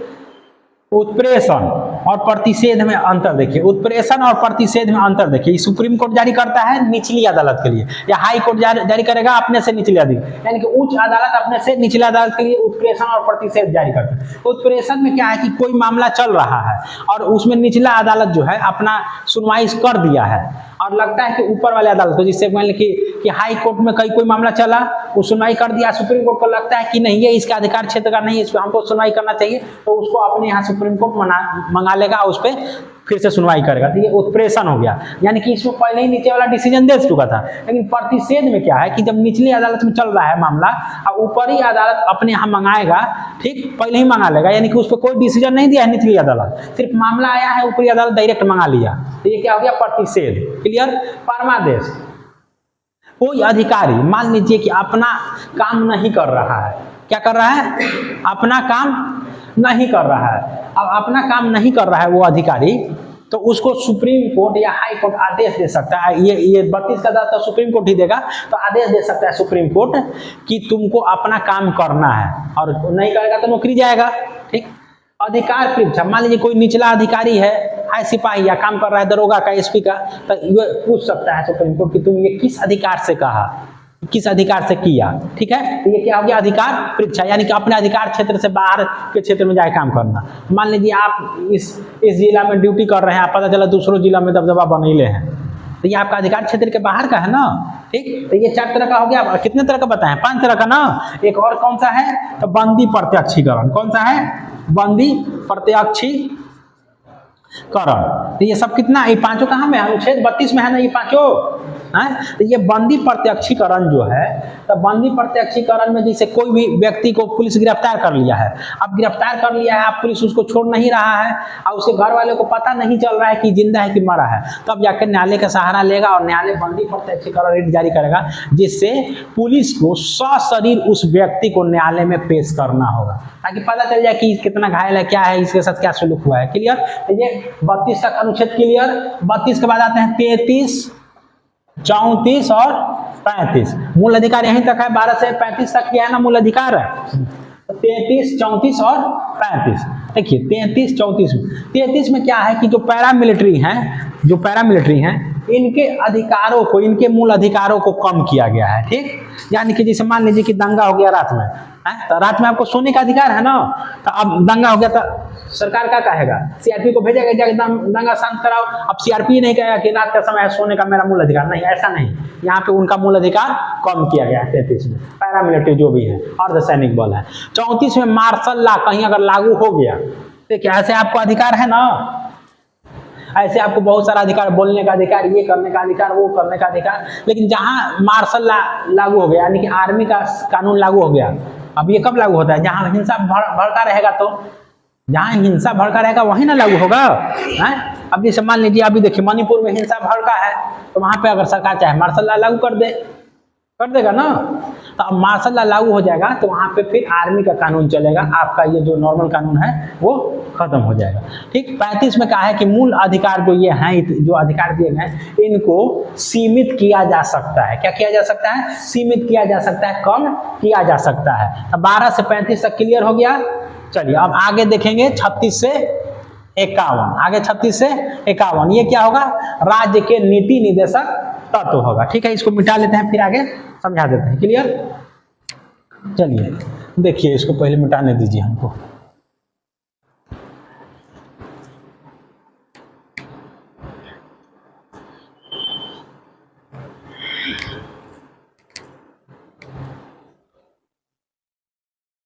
देखिए अब देखते हैं हम लोग 36 से 51, 36, 37, 38, 39। एक 39 का 40। देखिए 36 में क्या कहा गया, राज्य की परिभाषा। कैसे, अनुच्छेद 12 में राज्य का परिभाषा था ना, अनुच्छेद 12 में राज्य की परिभाषा था। अच्छा, एक क्वेश्चन जो भी वीडियो देखेंगे वो रिप्लाई करेंगे, ठीक, कमेंट करेंगे। ठीक, आप लोग ऐसे ही कॉपी में बताइएगा। ठीक, जो धार्मिक स्वतंत्रता का अधिकार है, अनुच्छेद कितना से लेकर कितना तक है। ठीक, दूसरा क्वेश्चन, अनुच्छेद 28 में क्या कहा गया है। ठीक, चलिए आगे आते हैं 36 में क्या, राज्य की परिभाषा। 37, 38, 39। 36 में राज्य की परिभाषा है। 37 में कल्याणकारी राज्य के बारे में, 37 में क्या कहा गया है कि ये न्यायालय में परिवर्तनीय नहीं है, न्यायालय में परिवर्तनीय नहीं है। जो नीति निदेशक तत्व है, राज्य का नीति निदेशक तत्व, राज्य का नीति निदेशक तत्व, ये अनुच्छेद कितना से कितना तक है, 36 से 51 तक है ना। तो देखिए 36 से 51 तक है, तो 36 में राज्य की परिभाषा बता दिया। 37 में क्या कहा कि ये जो नीति निदेशक तत्व है राज्य का, यानी कि 36 से अनुच्छेद 51 तक, ये न्यायालय में परिवर्तनीय नहीं, यानी कि इसको लागू करने के लिए न्यायालय का सहारा नहीं लेंगे। जबकि मूल अधिकार में क्या था कि उसको लागू करने के लिए न्यायालय का सहारा लेते थे ना, इसमें न्यायालय का सहारा नहीं लेंगे। और 37 में इसको लागू कराने के लिए न्यायालय का सहारा नहीं ले सकते, यानी कि इसको न्यायालय में लागू नहीं कराया जा सकता है। ठीक। 38 में क्या है, कल्याणकारी राज्य, कल्याणकारी राज्य के बारे में बात किया गया है। ठीक। 39 में समान कार्य के लिए समान वेतन, यानी कि स्त्री पुरुष दोनों को अगर एक ही काम कर रहे हैं तो दोनों को समान वेतन देंगे, उसमें कोई भेदभाव नहीं करेंगे। अब 39 के क में कहा गया है निःशुल्क विधिक सहायता। क्या कहा गया है, निःशुल्क विधिक सहायता, यानी कि अगर आप गरीब हैं, आप पे कोई केस चल रहा है, आप अपना वकील नहीं रख सकते हैं, तो आपको सरकारी वकील मिलेगा, तो आपको निःशुल्क विधिक सहायता मिला। 40 में क्या है, ग्राम पंचायत। 40 में क्या है, ग्राम पंचायत। 40 के बाद 41, 42, 43। 41 में कुछ दशाओं में विशेष उपबंध, कुछ दशाओं में विशेष उपबंध 41 में। 42 में महिला प्रसूति सहायता, महिला प्रसूति सहायता। 43 में निर्वाह योग मजदूरी, आप कहीं काम करेंगे तो निर्वाह योग मजदूरी मिलेगा आपको। ठीक। 43 के क में आ जाइएगा, तो जैसे फैक्ट्री में कामगारों की भागीदारी, कहीं भी फैक्ट्री कारखाना में जो मजदूर काम कर रहे हैं उनकी भी भागीदारी, आजकल देखते हैं ना लेबर यूनियन, मजदूर यूनियन, तो यही 43 के क का कमाल है। 43 के ख का क्या हो जाएगा, सहकारी समितियां। और 44 क्या हो जाएगा, 44 समान नागरिक संहिता। ठीक। यूनिवर्सल सिविल कोड या यूनिफॉर्म सिविल कोड। ठीक है, समान नागरिक संहिता। ठीक। 44 के बाद क्या आएंगे, 45, 46, 47। 45 में 0 से 6 वर्ष के बच्चों को शिक्षा का उनका पालन पोषण, शिक्षा का अधिकार माता पिता का देंगे, करेंगे। 46 में SC ST के बारे में। 47 में पोषाहार। 48 में कृषि एवं पशुपालन। 48 में क्या हो जाएगा, कृषि एवं पशुपालन। 48 के क में क्या हो जाएगा, वन एवं वन जीवों की रक्षा। ठीक। 48 के क हो गया। 49 में राष्ट्रीय महत्व के जो भी स्मारक है उनका आप रक्षा करेंगे, हाँ, उनका रक्षा करेंगे, उनको बचाएंगे। 49 में जैसे मान लीजिए ताजमहल हो गया, लाल किला हो गया। ठीक। 50 में कार्यपालिका और न्यायपालिका का पृथक्करण, कार्यपालिका और न्यायपालिका का पृथक्करण। अब 50 के बाद 51 में क्या कहा गया, अंतर्राष्ट्रीय शांति समझौता, यानी कि कोई भी सरकार जो है, जैसे मान लीजिए मोदी जी हैं, तो विदेश में जाके अगर कोई अंतर्राष्ट्रीय समझौता किए तो किसी ना किसी राज्य के अंदर ही ना लागू करेंगे। अब मान लीजिए ये राज्य माना नहीं करेगा कि नहीं मेरे यहाँ ये लागू मत कीजिए। मान लीजिए विदेश से कहीं अमेरिका का डील हुआ कि फैक्ट्री लगाना है, तो भारत को किसी ना किसी राज्य में लगाएंगे, तो वो राज्य किसके हाथ में होगा, मुख्यमंत्री के हाथ में। अब मुख्यमंत्री रोकेगा नहीं। कानून क्या है, अंतर्राष्ट्रीय शांति एवं समझौता। यहाँ तक क्लियर हो गया। चलिए अब इसके आगे हम लोग देखते हैं, आगे बताते हैं। पहले इसको पानी पी लेने दीजिए। ओके, 51 के कब बता देते हैं, बोलिए। 51 के देखिए इधर, एक सेकंड, उसके बाद पानी पी लेंगे। ये देख लीजिए 51 के क में क्या कहा गया है, 51 के क में कहा गया मौलिक कर्तव्य दिया गया है। क्या दिया गया है, मौलिक कर्तव्य, जो मूल संविधान में एक भी मौलिक कर्तव्य नहीं था। ठीक है, 42वां संविधान संशोधन करके कितना जोड़ा गया, 10 जोड़ा गया। जबकि स्वर्ण सिंह समिति जो था वो सिफारिश किया था कि 8 मौलिक कर्तव्य जोड़िए, लेकिन कितना जोड़ दिया गया, 10 जोड़ दिया गया। ठीक, बाद में एक और संविधान संशोधन करके, ठीक है, मौलिक कर्तव्य का संख्या कितना कर दिया गया, 11 कर दिया गया। अभी वर्तमान में कितना है, 11। क्लियर। चलिए अब पानी पी लेते हैं, फिर आगे समझाते हैं। चलिए देखिए यहां तक क्लियर हो गया ना, अब मिटा दे रहे हैं इसको। अब आगे अनुच्छेद देखते हैं। अब देखिए 51 तक कंप्लीट हो गया पूरा। अब देखिए 52 से शुरू होता है राष्ट्रपति का अनुच्छेद। किसका शुरू होता है, राष्ट्रपति का अनुच्छेद 52 से। यहां ध्यान दीजिएगा, राष्ट्रपति का अनुच्छेद शुरू होता है 52 से। अब इसके लिए एक ट्रिक बताते हैं, ट्रिक को दिमाग में रखिएगा, क्लियर हो जाएगा। पकानी कोका दुयो दशम, ये किसका ट्रिक है, राष्ट्रपति के लिए। किसके लिए, राष्ट्रपति के लिए। ध्यान दीजिए, प से राष्ट्रपति का पद। अब 52 से लाइन से बैठाते जाएंगे तो ये 52 हो जाएगा, ये कितना हो जाएगा, 53, ये कितना हो जाएगा, 54, 55, 56, 57, 58, 59, 60, ये कितना हो जाएगा 61। अब 62 अपना मन से वो याद रख लेंगे, वो 62 अपना मन से, ठीक, बाद में बता देंगे, ठीक।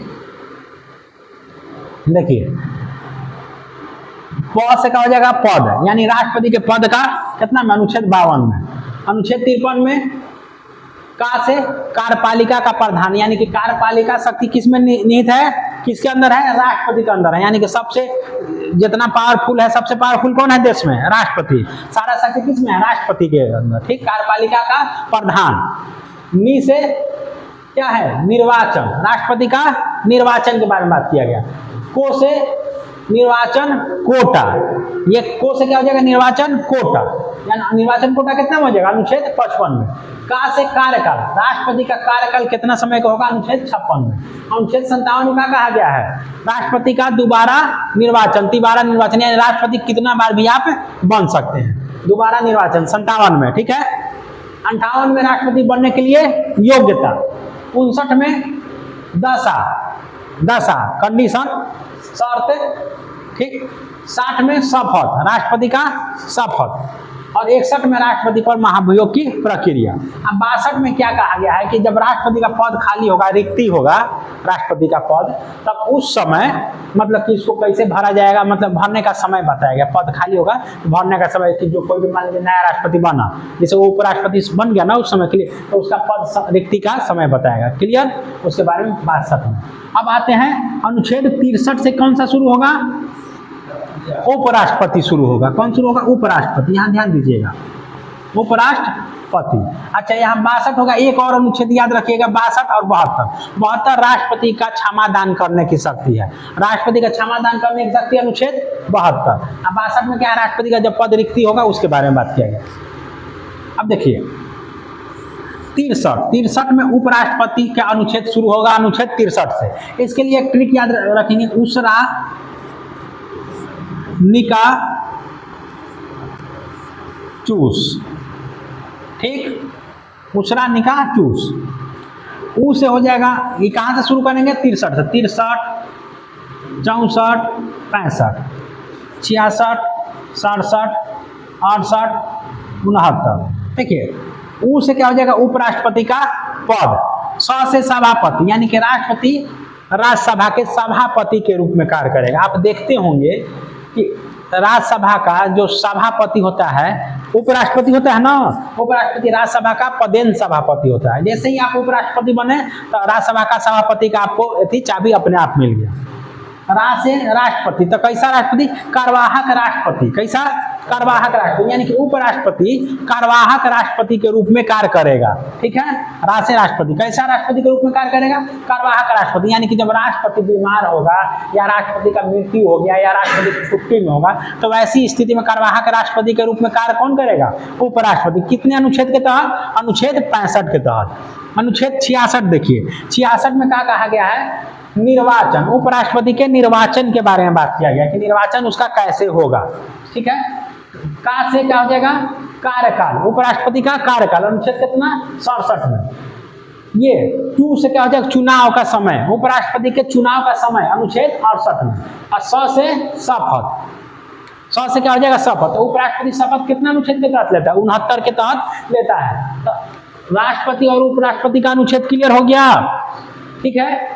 तो एक बार इसको बताइएगा, पूछते हैं, राष्ट्रपति दोबारा निर्वाचन हो सकता है या तिबारा निर्वाचन हो सकता है, कौन से अनुच्छेद में है? आप लोग कमेंट कर सकते हैं जो वीडियो देख रहे होंगे, ठीक है। आप लोग अपना कॉपी में लिखिए, क्लियर। एक और क्वेश्चन, उपराष्ट्रपति कार्यवाहक राष्ट्रपति के रूप में कार्य करता है, कौन से अनुच्छेद में है, क्लियर। एक और, राष्ट्रपति शपथ कौन से अनुच्छेद के तहत लेता है और उपराष्ट्रपति शपथ कौन से अनुच्छेद के तहत लेता है, क्लियर। चलिए इतना समझ गए, तो आगे देखते हैं, इसको मिटा देते हैं। तो हो गया, देखिए अब यहां तक हो गया 69 तक। अब आगे देखते हैं 69 के बाद 70, 69 के बाद 70, 71। 70 में क्या कहा गया है कि मान लीजिए राष्ट्रपति नहीं है, तो उपराष्ट्रपति उनके जगह पे काम करेंगे। उपराष्ट्रपति नहीं है तो उनके जगह पे कौन करेंगे, मुख्य न्यायाधीश काम करेंगे राष्ट्रपति का। अगर मुख्य न्यायाधीश भी नहीं है तो जो सुप्रीम कोर्ट के सीनियर जज होंगे वो राष्ट्रपति का काम करेंगे। ये 70 में कहा गया है। ठीक, 71 में कहा गया है कि राष्ट्रपति या उपराष्ट्रपति संबंधित जो चुनाव होगा तो उससे संबंधित जो भी विवाद होगा तो सुप्रीम कोर्ट सुनेगा। कौन सुनेगा, सुप्रीम कोर्ट। 72 में बताइए दें कि राष्ट्रपति के क्षमादान की शक्ति है, राष्ट्रपति के क्षमादान की शक्ति 72 में। ठीक है, अब यहाँ तक हमारा कंप्लीट हो गया। अब आ जाते हैं मेन अनुच्छेद पे। क्लियर, अब आ जाते हैं 74 75।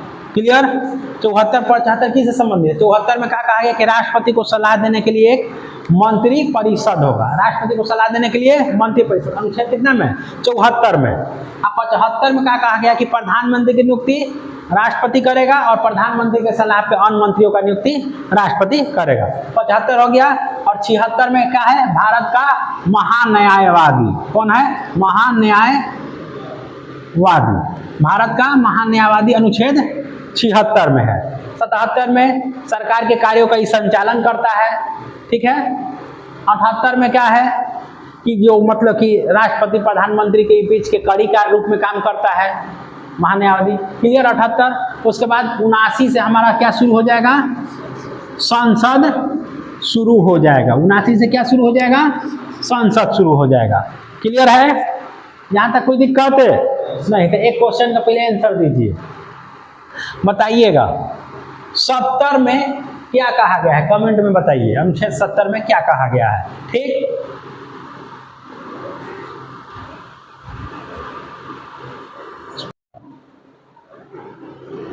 चलिए अब आगे देखते हैं।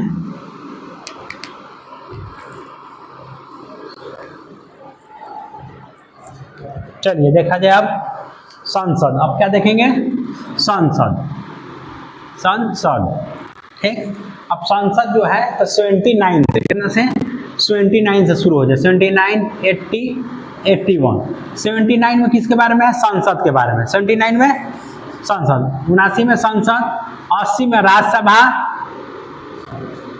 ठीक, राज्यसभा के बारे में, राज्यसभा का गठन या संरचना। 81 में लोकसभा, 81 में कौन, लोकसभा। 81 के बाद क्या आ गया, 82 83 84 85। ठीक, अब 82 में क्या है कि प्रत्येक जनगणना पे, माने कि जनगणना हुआ 10 साल में तो उसके बाद लोकसभा और राज्यसभा के सीटों में परिवर्तन किया जाएगा, बढ़ाया जाएगा। ठीक है, कितना में, 82 में, जनगणना के बाद, प्रत्येक जनगणना के बाद। अब 82 के बाद क्या आएगा, 83 और 84। इसमें 83 में कहा गया कि संसद का सदन है, यानी कि लोकसभा और राज्यसभा है, उसका अवधि के बारे में बात किया गया है। उसका समय कितना देरी तक चले, कितना समय तक रहेगा, 5 साल रहेगा, 6 साल का जो भी है, उसका अवधि के बारे में, टाइम के बारे में। और 84 में क्या है कि ये जो संसद के सदस्य हैं उनके योग्यता के, उनके अर्हता के बारे में। अब 85 में क्या कहा गया है कि संसद का सत्र 17वां साल और विघटन के बारे में किसमें बात किया गया है, अनुच्छेद 85 में किया गया है। ठीक है, चलिए देखा जाए। चलिए 85 हो गया। 86 87, ये दोनों क्या है, राष्ट्रपति का जो है, राष्ट्रपति का भाषण के बारे में। ठीक, लेकिन 86 में क्या है, राष्ट्रपति लोकसभा या राज्यसभा किसी में भाषण दे सकता है। 87 में क्या है कि ये जो भाषण देगा विशेष अभिभाषण के बारे में। 87 में विशेष अभिभाषण राष्ट्रपति का, जबकि 86 में ऐसे ही भाषण देगा जो नियमित अपना भाषण चलता है। 86 में, 87 में विशेष अभिभाषण। उसके बाद 88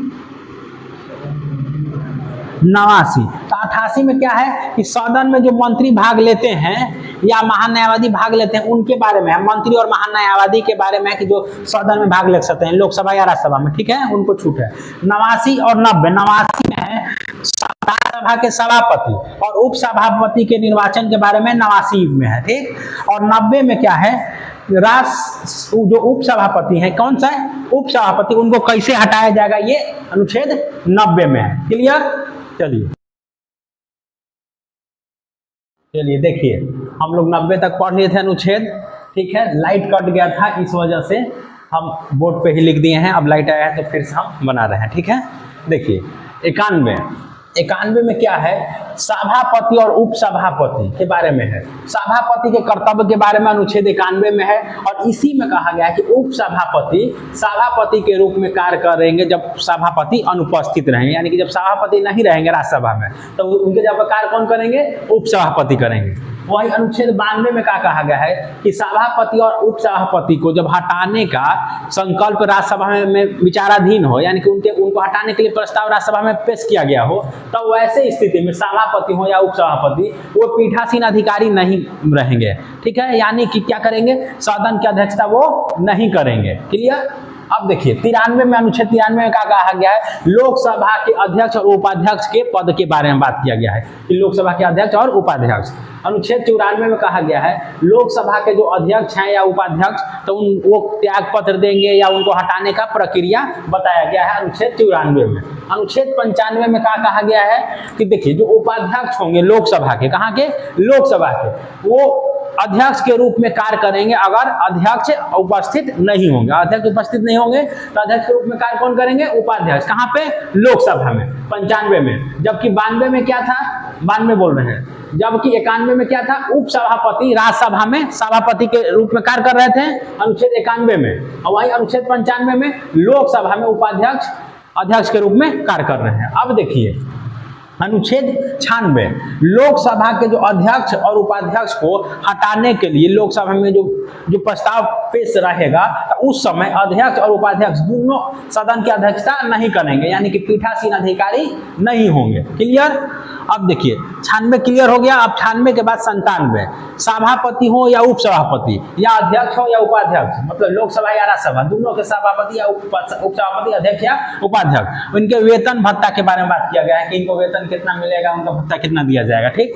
98 में, अनुच्छेद 98 में संसद के सचिवालय के बारे में बात किया गया, संसद के सचिवालय के बारे में बात किया गया। 99 में जो संसद के जो भी सदस्य होंगे उनके शपथ के बारे में बात किया गया है, वो उनके शपथ के बारे में किसमें, अनुच्छेद 99 में। अनुच्छेद 100 में बात किया गया है कि संसद का कोई भी सदन हो, लोकसभा हो या राज्यसभा हो, उससे गणपूर्ति के बारे में बात किया गया। संसद की गणपूर्ति होने के लिए कितना, टोटल सदस्य संख्या का 1/10 भाग, कितना, 1/10 भाग अगर उतना उपस्थित है तो वो क्या हो जाएगा, उसका गणपूर्ति कहलाएगा। ठीक। अब देखिए गणपूर्ति हो गया 100 में। उसके बाद 101 में स्थानों का रिक्ति होना, यानी लोकसभा में या राज्यसभा में जो स्थानों का रिक्ति होगा उसके अनुच्छेद 101 के तहत होगा।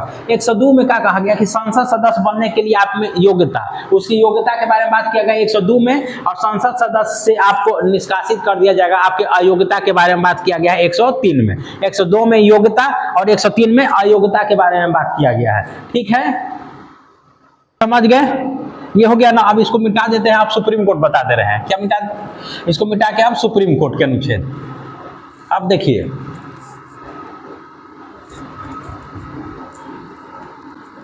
देखिए सुप्रीम कोर्ट के बारे में, उच्चतम न्यायालय, भारत का उच्चतम न्यायालय के से संबंधित अनुच्छेद बता देते हैं, ध्यान दीजिएगा। इसका अनुच्छेद शुरू होगा 124 से। कितना से शुरू होगा, सुप्रीम कोर्ट के बारे में, सुप्रीम कोर्ट के बारे में अनुच्छेद 124 से। 124 में क्या कहा गया है, सुप्रीम कोर्ट के गठन के बारे में बात किया गया। ठीक है, सुप्रीम कोर्ट के गठन स्थापना जो भी है अनुच्छेद 124 में, गठन किसका, तो सुप्रीम कोर्ट का, सुप्रीम कोर्ट का। ठीक। 124 के बाद 125, 126, 125 में क्या हो गया, कार्यकारी मुख्य न्यायाधीश के बारे में बात किया। किसके बारे में बात किया गया है, कार्यकारी मुख्य न्यायाधीश, कार्यकारी मुख्य न्यायाधीश। 25 हो गया। अब देखिए, ठीक। अब उसके बाद 126 में इनका वेतन भत्ता के बारे में बात किया। क्या बात किया गया है, वेतन और भत्ता, वेतन भत्ता, सुप्रीम कोर्ट के न्यायाधीश के बारे में वेतन भत्ता के बारे में बात किया गया है। अब देखिए 127, 128, 127 में सेवानिवृत्त न्यायाधीश, कैसा, सेवानिवृत्त न्यायाधीश, 127 में तदर्थ न्यायाधीश, कौन सा, तदर्थ न्यायाधीश, कौन सा, तदर्थ न्यायाधीश। और 128 में कौन हो जाएगा, सेवा निवृत्त न्यायाधीश। ठीक। 129 में अभिलेख न्यायालय, अभिलेख न्यायालय, न्यायालय ठीक। और 130 में सुप्रीम कोर्ट का स्थान बताया गया कि सुप्रीम कोर्ट कहाँ रहेगा। क्लियर, इसको शॉर्ट में थोड़ा सा समझ लेते हैं, शॉर्ट में थोड़ा सा बता देते हैं। 124 में गठन है ना, तो सुप्रीम कोर्ट का गठन। 125 में कार्यकारी मुख्य न्यायाधीश के बारे में बात किया गया, यानी कि जब मुख्य न्यायाधीश नहीं रहे, अचानक से कुछ दुर्घटना हो जाता है या कुछ भी, तो उनके जगह पर कार्यकारी मुख्य न्यायाधीश यानी जो भी सीनियर जो न्यायाधीश होंगे सुप्रीम कोर्ट के वो कार्यकारी मुख्य न्यायाधीश के रूप में काम करेंगे। 126 में वेतन भत्ता, इसमें समझने की जरूरत नहीं। 127 और 28 में समझिए, तदर्थ न्यायाधीश और एक सेवानियुक्त न्यायाधीश। देखिए तदर्थ न्यायाधीश क्या होता है, ऐसे न्यायाधीश जो जिनको मतलब कि जो हाई कोर्ट में है, ठीक, और सुप्रीम कोर्ट में जजों की संख्या का कमी हो गया है, ठीक, जज की संख्या कमी हो गया है, और हाई कोर्ट के ऐसे न्यायाधीश जो सुप्रीम कोर्ट के जज बनने के योग्य हैं, ठीक है, योग्यता रखते हैं, तो उनको कुछ समय के लिए सुप्रीम कोर्ट में बुला लिया जाता है और उनसे कार्य करवाया जाता है, तो वो क्या कहलाते हैं, तदर्थ न्यायाधीश। ठीक, कई बार क्या होता है कि हाई कोर्ट के पास भी जजों का कमी है, तो वो वैसी स्थिति में हाई कोर्ट सुप्रीम कोर्ट को जज नहीं दे पाता है, तब वैसे स्थिति में जो सुप्रीम कोर्ट के न्यायाधीश रिटायर कर गए हैं, क्या कर गए हैं, रिटायर कर गए हैं, उनको बुलाया जाता है सुप्रीम कोर्ट में कार्य करने के लिए। ठीक, तो वो हो गए सेवानिवृत्त न्यायाधीश 128 में। 129 में अभिलेख न्यायालय, यानी कि सुप्रीम कोर्ट का जो डिसीजन है वो अभिलेख न्यायालय उसको माना जाता है, उसको अभिलेख के रूप में माना जाता है, यानी साक्ष्य के रूप में, यानी कि सुप्रीम कोर्ट को डिसीजन दिया किसी केस में, तो वो डिसीजन को दूसरा न्यायालय अपने यहाँ उस तरह के केस में प्रयोग कर सकता है, वो पूरे भारतवर्ष में मान्य होगा। और अनुच्छेद 130 में सुप्रीम कोर्ट का स्थान बताया गया। अभी देखिए, ध्यान से देखिए, सुप्रीम कोर्ट का स्थान बताया गया कि सुप्रीम कोर्ट कहाँ होगा। सुप्रीम कोर्ट कहाँ है, दिल्ली में। इसके अलावा सुप्रीम कोर्ट चाहेगा तो भारत में कहीं पर भी अपना ब्रांच खोल सकता है। जैसे बहुत पहले सुप्रीम कोर्ट अपना एक ब्रांच खोला था जम्मू कश्मीर में, हैदराबाद में, बाद में वहाँ पे बंद किया। ठीक है, उसके बाद 131, 132, 33, 34 ये हो गया। 30 में क्या हो गया स्थान, 31, 32, 33, 34। ठीक, अब यहाँ आगे देखिएगा, चलिए देखिए 130 तक हो गया स्थान। अब 131 में मूल क्षेत्राधिकार, सुप्रीम कोर्ट के मूल क्षेत्राधिकार के बारे में बात किया गया है 131 में। ठीक, 132 में अपीलीय मामला, कौन सा मामला, अपीलीय मामला। ठीक, 133 में दीवानी मामले में अपील कर सकते हैं सुप्रीम कोर्ट में, दीवानी मामला। और 134 फौजदारी मामला, यानी कि क्रिमिनल मामला। ठीक, इसमें सुप्रीम कोर्ट में अपील। 135 में क्या होगा, तो इसको फेडरल न्यायालय, किसके बारे में बात किया गया है, फेडरल न्यायालय। 35 के बाद 136 और 137, बस इतना ही तक है। तो 136 में अन्य मामले में सुप्रीम कोर्ट सुनवाई करेगा, अन्य मामला। ठीक, और 137 में क्या है, इस सुप्रीम कोर्ट के अधिकार क्षेत्र में वृद्धि, यानी कि सुप्रीम कोर्ट का पुनर्विचार करने का शक्ति, सुप्रीम कोर्ट के अधिकार क्षेत्र में वृद्धि, अधिकार क्षेत्र में वृद्धि। ठीक, या उसका पुनर्विचार करने का शक्ति, पुनर्विचार करने का शक्ति। ठीक, 137 में यहां तक सुप्रीम कोर्ट क्लियर हो गया। ठीक है, अब इसके बाद हम लोग राज्यपाल देख लेंगे और हाई कोर्ट देख लेते हैं। ठीक है, इसको हम मिटाते हैं, चलिए ठीक है। अब देखा जाए हाई कोर्ट उच्च न्यायालय से संबंधित सारा अनुच्छेद अभी हम लोग देख लेते हैं। देखिए, उच्च न्यायालय के बारे में है, अनुच्छेद 214 से शुरू होगा 231 तक उच्च न्यायालय का अनुच्छेद, ध्यान देंगे 214 से कितना, 231 तक। देखिए 214 में क्या कहा है कि राज्यों के लिए एक उच्च न्यायालय होगा, राज्यों के लिए उच्च न्यायालय होगा। 215 में उच्च न्यायालय किस रूप में कार्य करेगा, तो अभिलेख न्यायालय के रूप में कार्य करेगा। जैसे हम लोग सुप्रीम कोर्ट देखे थे ना, अनुच्छेद 129, क्या 129 बता रहा था ना कि सुप्रीम कोर्ट अभिलेख न्यायालय के रूप में कार्य करेगा। अभिलेख न्यायालय यानी कि उसका डिसीजन पूरे देश में मान्य होगा, उसी डिसीजन का प्रयोग दूसरे न्यायालय भी अपने उस तरह के केस में कर सकते हैं। वैसे ही जब हाई कोर्ट अपने राज्य में कोई डिसीजन देता है तो वो पूरे राज्य में अभिलेख न्यायालय के रूप में जाना जाएगा, अभिलेख का कार्य करेगा, यानी कि दूसरा जो नीचे की अदालत है अपने राज्य में उस तरह के केस में उस तरह का डिसीजन दे सकते हैं। 216 में उच्च न्यायालय का गठन। 217 में न्यायाधीश बनने के लिए क्या योग्यता है, उच्च न्यायालय का न्यायाधीश बनने के लिए योग्यता। 218 में देखिए क्या कहा गया, उच्च न्यायालय जो होगा उच्चतम न्यायालय से संबंधित कोई प्रावधान है, यानी कि सुप्रीम कोर्ट से संबंधित कोई प्रावधान है वो अपने यहाँ लागू कर सकता है कुछ प्रावधानों को। क्लियर। अब देखिए 219 में हाई कोर्ट यानी कि उच्च न्यायालय के जजों का शपथ के बारे में बात किया गया है। 220 में क्या कहा गया है कि न्यायाधीश जब आप बन गए हाई कोर्ट के तो आप हाई कोर्ट में प्रैक्टिस नहीं कर सकते, जब तक न्यायाधीश रहेंगे तब तक आप प्रैक्टिस नहीं कर सकते, यानी कि वकालत का काम नहीं कर सकते हैं। 221 में वेतन भत्ता की बात किया गया है, हाई कोर्ट के जो भी न्यायाधीश जज हैं उनके वेतन और भत्ता के बारे में 221 में बात किया गया। 222 में आपके ट्रांसफर का बात किया गया है जजों का, हाई कोर्ट के जज यानी कि इस हाई कोर्ट से ट्रांसफर होकर दूसरे हाई कोर्ट में जा सकते हैं, तीसरे हाई कोर्ट में, ये ट्रांसफर का बात किया गया 222 में। 223 में क्या कहा गया है, कार्यवाहक मुख्य न्यायाधीश के बारे में बात किया है। किसके कार्यवाहक मुख्य न्यायाधीश, हाई कोर्ट के कार्यवाहक मुख्य न्यायाधीश। 224 में अतिरिक्त एवं कार्यवाहक न्यायाधीश, 223 में क्या है, कार्यवाहक मुख्य न्यायाधीश, और 224 में कार्यवाहक न्यायाधीश, यहाँ पे मुख्य न्यायाधीश नहीं, ठीक है। 224 के ए सेवानिवृत्त न्यायाधीश, कौन से न्यायाधीश के बारे में बात किया गया है, सेवानिवृत्त न्यायाधीश, किसके, हाई कोर्ट के। क्लियर। अब 225 और 230 दोनों में क्या है कि हाई कोर्ट है यानी कि उच्च न्यायालय, उसके मूल क्षेत्राधिकार के बारे में बात किया गया। किसके बारे में बात किया गया है, मूल क्षेत्राधिकार के बारे में बात किया गया। अब देखते हैं 226 में हाई कोर्ट का रिट जारी करने का शक्ति है। 227 में क्या कहा गया है कि हाई कोर्ट जो है अधीनस्थ न्यायालय का अधीक्षण के रूप में कार्य करेगा, ठीक है। अधीनस्थ न्यायालय कुछ भी कर रहा है तो उसका जांच वाच करेगा, उसके ऊपर पूरा अधीक्षक के रूप में कार्य कौन करेगा, हाई कोर्ट करेगा 227 के अंतर्गत। 228 में कहा गया कि कुछ मामलों का स्थानांतरण, यानी कि कुछ मामले एक हाई कोर्ट से दूसरे हाई कोर्ट में स्थानांतरण किए जा सकते हैं। 229 में हाई कोर्ट में जो भी पदाधिकारी हैं या जज हैं उनके जो खर्चे व्यय होते हैं उनके बारे में बात किया गया 229 में। 230 में क्या कहा गया है, वही यहीं पे 225 में ही बोले थे कि हाई कोर्ट के क्षेत्राधिकार के बारे में बात किया गया है, ठीक। और 231 में क्या कहा गया है कि एक जैसे दो राज्य या दो से अधिक राज्य के लिए एक हाई कोर्ट बनाया जा सकता है, यानी कि एक ही हाई कोर्ट दो राज्य के लिए भी कार्य कर सकता है या दो से अधिक तीन राज्य के लिए भी, चार राज्य के लिए भी कर सकता है। क्लियर। आप लोग इसका एक स्क्रीनशॉट ले लीजिए, फिर आगे बताते हैं। स्क्रीनशॉट ले लिए, अब इसको मिटा देते हैं, अब आगे देखते हैं। अब हम लोग देखेंगे हाई कोर्ट बोल रहे हैं, राज्यपाल। क्या देखेंगे, राज्यपाल। देखिए राज्यपाल से संबंधित अनुच्छेद अभी याद कर लेते हैं, ठीक है।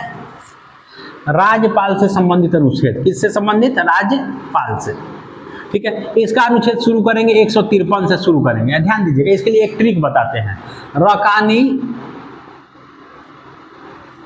कायो सस, देखिए र से राज्यपाल का पद अनुच्छेद 153 में 153 से शुरू कर देंगे।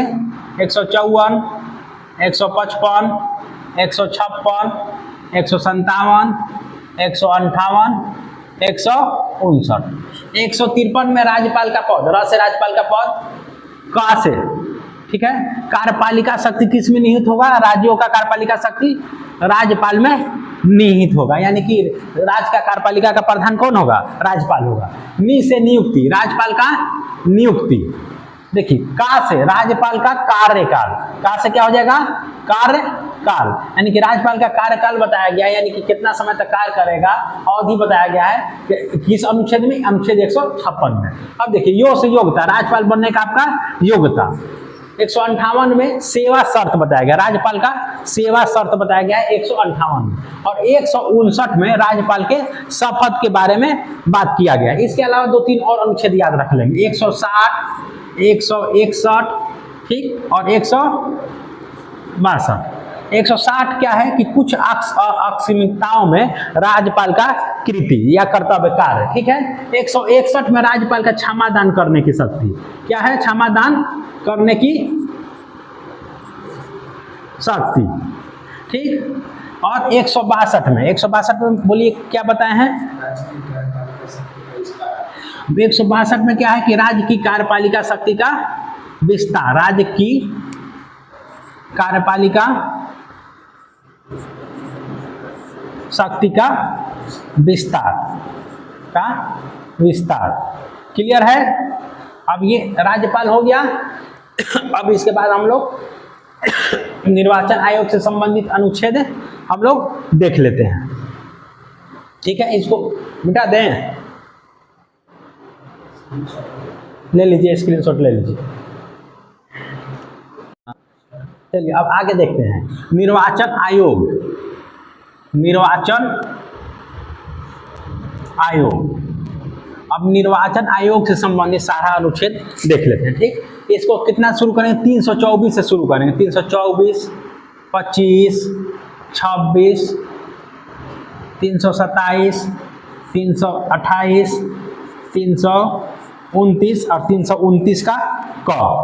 यहाँ आपका निर्वाचन आयोग इतने में खत्म हो जाए। 24 में क्या है, निर्वाचन आयोग के गठन, यानी कि इलेक्शन कमीशन के गठन का बारे में बात किया गया, चुनाव आयोग के गठन का बात किया गया है। निर्वाचन आयोग कहिए या चुनाव आयोग कहिए या इलेक्शन कमीशन कहिए, इसमें क्या कहा गया है, गठन के बारे में बात किया गया, इसका स्थापना के। 25 में इलेक्शन लड़ने के बारे में बात किया है, किसका, इलेक्शन लड़ने। 25 में क्या है, इलेक्शन आप लड़ सकते हैं, क्या कर सकते हैं, इलेक्शन लड़ने का आपको अधिकार देता है कि आपको जाति के आधार पर कोई नहीं रोकेगा, धर्म के आधार पर नहीं रोकेगा, भाषा के आधार पर कोई नहीं रोकेगा इलेक्शन लड़ने से आपको। ठीक ठीक, अब जब इलेक्शन लड़ रहे हैं तो आप वोटों देने का अधिकार रखते होंगे। 326 में आपको वोट देने का अधिकार है, किसका अधिकार है, वोट देने का अधिकार। ठीक है, मतदान का अधिकार है 326 में। 327 और 328 देखिए, 327 में जो है संसद, कौन, संसद जो राज्य का विधानमंडल होता है या विधानसभा, उसके इलेक्शन से संबंधित, उसके चुनाव से संबंधित प्रावधान को कौन बनाएगा, संसद बनाएगा। 327 के अनुसार संसद है, कानून बनाएगा, प्रावधान बनाएगा, किसके लिए, राज्यों के विधानमंडल के चुनाव के लिए। और 328 में जो है राज्य की जो विधायिका है, राज्य की विधायिका, ये जो है राज्य के अंदर जो चुनाव होगा, राज्य के अंदर जो चुनाव होगा, जैसे ग्राम पंचायत का, नगर पंचायत का या मुखिया का, जिसका भी चुनाव हो, तो उसका चुनाव से संबंधित जो प्रावधान है राज्य की विधायिका बनाएगा 328 के अंतर्गत। ठीक, और 327 के अंतर्गत कौन संसद कानून बनाता था, किसके चुनाव के लिए, तो विधानमंडल के चुनाव के लिए बनाता था। ठीक, 329 में न्यायालय हस्तक्षेप नहीं करेगा, न्यायालय हस्तक्षेप नहीं करेगा, न्यायालय क्या करेगा, हस्तक्षेप नहीं करेगा, समझे। 329 में क्या कह रहा है कि न्यायालय हस्तक्षेप नहीं करेगा आपको, ये निर्वाचन आयोग के मामले में। ठीक है, और 329 के क में, 329 के क में बात किया गया है कि प्रधानमंत्री और लोकसभा के अध्यक्ष, प्रधानमंत्री और लोकसभा के अध्यक्ष के चुनाव से संबंधित कुछ विशेष प्रावधान थे जिसको निरस्त कर दिया गया, डिलीट कर दिया गया। 329 के क को क्या कर दिया गया है, डिलीट कर दिया गया है। क्लियर, अभी इसको आप लोग लिख लिए, तो अब इसके बाद फिर आगे हम लोग बढ़ते हैं। ठीक है, देखिए अब राजभाषा देखते हैं, ऑफिशियल लैंग्वेज। ठीक, देश का राजभाषा क्या है, हिंदी है, देश का राजभाषा क्या है, हिंदी। राष्ट्रभाषा नहीं है, राष्ट्रभाषा होता है क्या, नेशनल लैंग्वेज, देश का कोई नेशनल लैंग्वेज नहीं है, क्या है, ऑफिशियल लैंग्वेज है, यानी कि राजभाषा है वो क्या है, हिंदी है। ठीक, अब राजभाषा से संबंधित जो अनुच्छेद है 343 से 351 तक है। ठीक है, राजभाषा क्या होता है कि किसी देश में जो सरकारी काम होंगे या पत्राचार होंगे, जो भी होंगे, वो किस भाषा में हो रहे हैं। ठीक है, अब देखते हैं 343 में क्या कहा है, संघ की राजभाषा, यानी कि देश का राजभाषा क्या होगा। ठीक है, 344 में क्या कहा गया है कि राजभाषा के लिए संसदीय आयोग या समिति बनाने के बारे में बात किया गया है। संसदीय आयोग या समिति बनेगा किसके जांच के लिए, राजभाषा के लिए। ठीक, 345 में देखिए, राज्य के अंदर कोई भी राज्य है, उस राज्य के अंदर क्या राजभाषा होगी। जैसे बिहार का राजभाषा क्या है, हिंदी। यूपी का राजभाषा क्या है, हिंदी। अलग अलग राज्यों का राजभाषा अलग अलग होता है ना, जैसे दक्षिण में चल जाएंगे, केरल का क्या है, मलयालम। ठीक, कर्नाटक का कन्नड़, वैसे ही तो अलग अलग राज्यों की राजभाषा के बारे में बात किया गया है। 346 में क्या कहा गया, संवाद के बारे में बात किया गया, यानी कि दो राज्य आपस में कैसे पत्राचार करेंगे, या राज्य और केंद्र आपस में कैसे पत्राचार करेंगे, कैसे आपस में वार्तालाप होगा, बातचीत होगा, तो ये किस में कहा गया, 346 में संवाद, बातचीत के बारे में बात किया गया। 347 में क्या कहा गया कि कोई राज्य है और उस राज्य के अंदर मान लीजिए जनसंख्या बहुत सारा है, तो उसमें एक समूह द्वारा, किसी एक जाति विशेष द्वारा या किसी एक आदिवासी समूह द्वारा, किसी के द्वारा, एक समूह द्वारा अधिकतर वो भाषा बोली जाती है, तो उस भाषा के बारे में प्रावधान किस में किया गया, 347 के बारे में बात किया गया है। 348 में क्या कहा गया है, हाई कोर्ट और सुप्रीम कोर्ट के राजभाषा के बारे में बात किया गया। ठीक है, हाई कोर्ट और सुप्रीम कोर्ट के भाषा के बारे में किसमें, 348 में। ठीक, और 349 में हाई कोर्ट और सुप्रीम कोर्ट की भाषा के बारे में बात किया गया है, उसके उसके भाषा के विशेष प्रक्रिया के बारे में बात किया। क्या किसके बारे में बात किया? विशेष प्रक्रिया के बारे में। 350 में कोई शिकायत या निवारण के लिए जो प्रयुक्त भाषा होगा उसके बारे में क्या बात किया गया? अनुच्छेद 350 में। 350 के ए में प्राथमिक स्तर पर जो मातृभाषा में शिक्षण दिया जाएगा। आप जिस राज्य के होंगे या जिस क्षेत्र के होंगे वहाँ पे आपका शिक्षा किस भाषा में दिया जाएगा? तो आपका जो मातृभाषा होगा तो उसी भाषा में दिया जाएगा प्राथमिक स्कूलों में, ठीक है, प्राथमिक स्तर पर। 350 के बी में क्या कहा गया कि भाषाई जो अल्पसंख्यक हैं उनके लिए विशेष पदाधिकारी का नियुक्ति किया जाएगा ताकि उनका भी भाषा को बनाया जा सके। ठीक। 351 में क्या कहा गया? हिंदी भाषा के विकास के लिए विशेष निर्देश दिया गया है। ठीक है, हिंदी भाषा का विकास के बारे में बात किया गया। ठीक है, इसका स्क्रीनशॉट ले लीजिए, फिर आगे बताते हैं। ठीक है, चलिए इसको स्क्रीनशॉट ले लिए। अब आगे देखिए, आगे देखते हैं।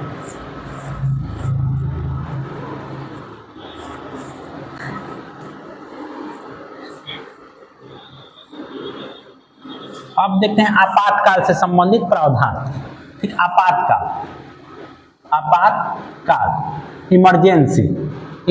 ये कितना से? अनुच्छेद 352 से 360 तक है। ठीक, इसको 4 के गैप पे याद रखेंगे। 352, 356 और 360। 352 में राष्ट्रीय आपातकाल, कौन सा? राष्ट्रीय आपातकाल जो अब तक देश में 3 बार लगा है। एक बार जवाहरलाल नेहरू के समय, 2 बार इंदिरा गांधी के समय। 352 में राष्ट्रीय आपातकाल, राष्ट्रीय आपातकाल।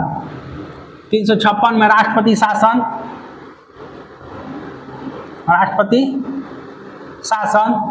और 360 में क्या कहा गया है? वित्तीय आपातकाल, वित्तीय आपातकाल। ठीक है, क्लियर। इसके अलावा 1-2 अनुच्छेद ऐसे आप याद रख सकते हैं। 368 संविधान संशोधन, 368 के बाद आप 370 जो जम्मू कश्मीर के लिए था इसको हटा दिया गया। जम्मू कश्मीर के लिए विशेष प्रावधान था, 327 को हटा दिया गया। 371 पूर्वोत्तर के राज्यों के लिए। क्लियर।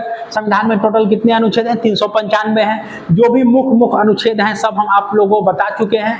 बाकी बहुत सारा वीडियो मेरा YouTube पे अपलोड होगा, आप उसको में देख सकते हैं, उसमें डिटेल होगा, डिटेल है। इसके अलावा और भी जिस टॉपिक पे आपको चाहिए डिटेल वीडियो बना देंगे। ये संक्षिप्त वीडियो था सिर्फ अनुच्छेद के लिए। ठीक है, आप इसको देखें और एग्जाम के समय में रिवीजन करने के लिए आपका बढ़िया होगा। जैसे BPSC के लिए, बिहार दरोगा, बिहार पुलिस, किसी भी एग्जाम में क्विक रिवीजन के लिए ये वीडियो आपको बहुत काम आएगा। ठीक है, धन्यवाद। देखिए अब ये पूरा अनुच्छेद क्लियर करवा दिए। देखिए आप हमसे जुड़ सकते हैं, GS बाबा क्लासेस से जुड़ सकते हैं। मेरा क्लासेस कतिरा आरा में है। ठीक है, मेरा मोबाइल नंबर भी इस पर दिया हुआ है बोर्ड पे। इसके अलावा हम डाल देंगे, वीडियो में भी डाल देंगे। आप इस पर आप कॉल कर सकते हैं, हमसे जुड़ सकते हैं। हमारे पास टेस्ट होता है, वीकली टेस्ट होता है। जो टॉपिक पढ़ाया जाता है क्लास में ही हम याद करवा देते हैं। GS बाबा क्लासेस का यही एक खासियत है कि क्लास में ही सब कुछ याद करा दिया जाता है। आप कहीं पर भी चले जाइए, आपको क्लास में सब कुछ याद नहीं करवाया जाएगा। ये वीडियो हमको सिर्फ अनुच्छेद के बारे में शॉर्ट रिविजन कराना था, इसलिए है। वरना आप मेरा कोई वीडियो देखिएगा, जो बताते हैं क्लास में सब याद हो जाता है।